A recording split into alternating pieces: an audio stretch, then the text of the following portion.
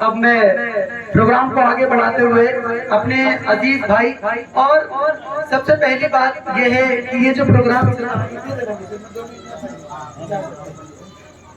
ये महफिल बहुत अच्छी महफिल है और मैं दिल से सबसे पहले शुक्रगुजार हूँ अपने दोस्त बड़े भाई आरिफ अंसारी साहब का, जिन्होंने मुझे दावत सुखन दी और जिनकी हाजिरी पर मैं यहाँ हाजिर हुआ। और हमारे अजीज हमारे नासिर अंसारी साहब और हमारे डॉक्टर नाजिम साहब और भी अजीज यहाँ पर बैठे हुए जो जिम्मेदार है। ये बुनकर समिति की एक मीटिंग है, मैंने पूछा भी इसके बारे में और पहले भी बात हो चुकी है। ये खाली एक समाज की बात नहीं, बल्कि जितने लोग परेशान होते हैं या परेशान हैं उनके साथ कदम से कदम मिला करके चलने की समिति का नाम बुनकर समिति है।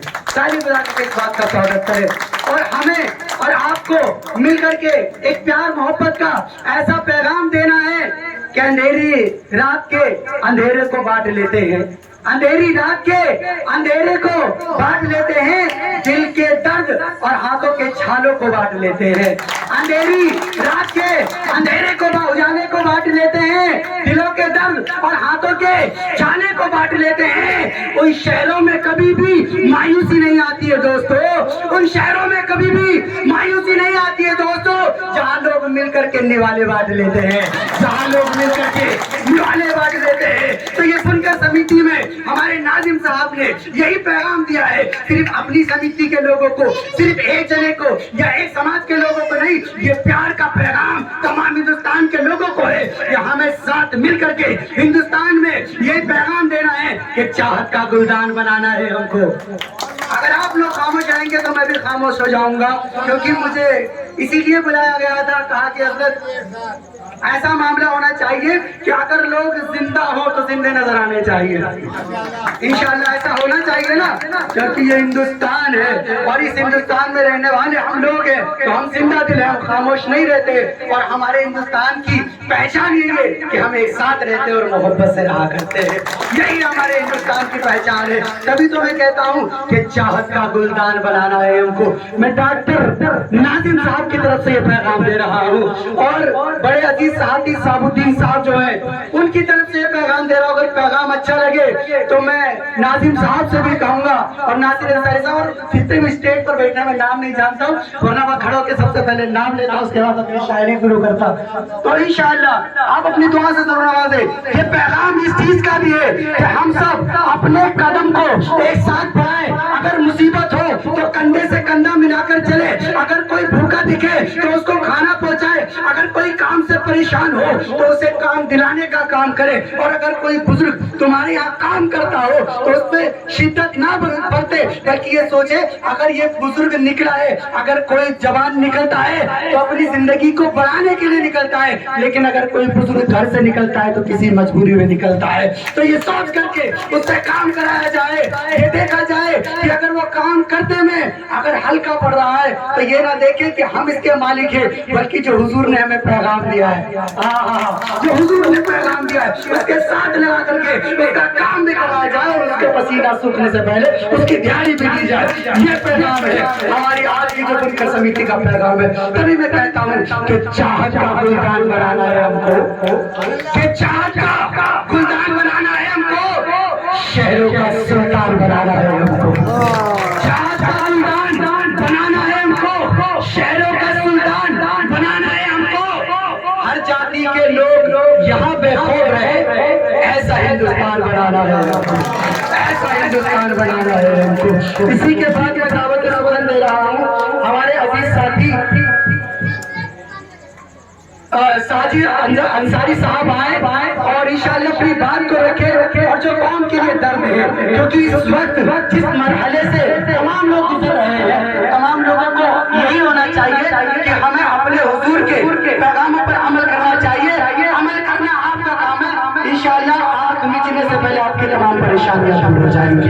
आप सिर्फ इतनी कोशिश करें, आप उन पैगाम को फॉलो करें, किनको कि एक दूसरे की मदद करें और लोगों के साथ हुस्न सलूक करें। तो मैं दावत सुखन दूंगा कि साजिद भाई आए और अपनी बात को रखें। साजिद भाई अच्छा बोलते थे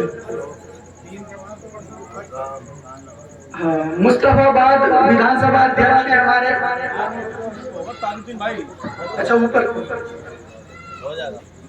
हमारे अजीज भाई खालिद जिलाध्यक्ष साहब है। मैं उनसे गुजारिश करूंगा कि वो आए और अपनी बात को लोगों के साथ करें।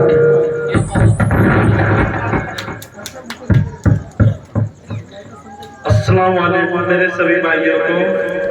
जैसा कि हम जानते हैं आज हम लोग यहाँ पर क्यों मिले हैं, ये हमारा जो संगठन है बुनकर मजदूर विकास समिति। देखिए संगठन तो बहुत सारे हैं और मैं मानता हूँ इस लोनी में ही कई हजार संगठन होंगे। हमें इस संगठन से क्यों जुड़ना है, क्योंकि ये जमीनी स्तर पर काम करती है। हमारे डॉक्टर साहब हैं, डॉक्टर नाजिम साहब, सब समाज के लिए। मैं इस बात को कहता हूँ डॉक्टर साहब हमारे सब समाज के लिए काम कर रहे हो, चाहे बुनकर समाज हो, अपने मुस्लिम भाई हो, नॉन मुस्लिम हो।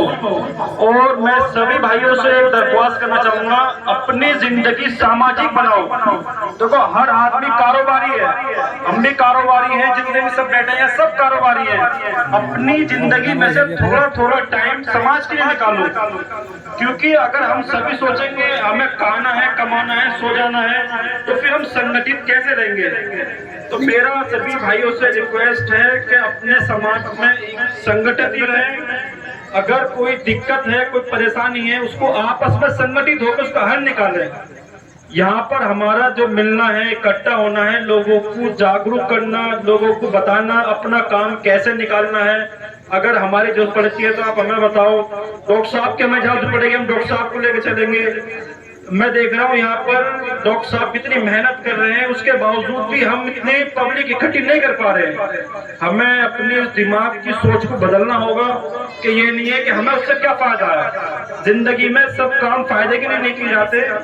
डॉक्टर साहब रात दिन मेहनत करते हैं और मैं तो इनकी मेहनत को बहुत ही कड़ी वो है जो डॉक्टर साहब की जिंदगी पूरी कुर्बान कर रहे हैं। बंदा बताइए कौन नहीं चाहता एसी में बैठना, आराम से जिंदगी काटना। डॉक्टर साहब के वालिद साहब, डॉक्टर साहब, मैं तो डॉक्टर साहब को भी जान रहा हूँ 2-3 महीने से। बट ये संगठन वाकई में ही जमीनी स्तर पर काम कर रहा है। एक होता है जिस संगठन है नाम के लिए बन जाते हैं, ये राष्ट्रीय अध्यक्ष हो गए, ये वाइस प्रेसिडेंट हो गए, ये हो गए।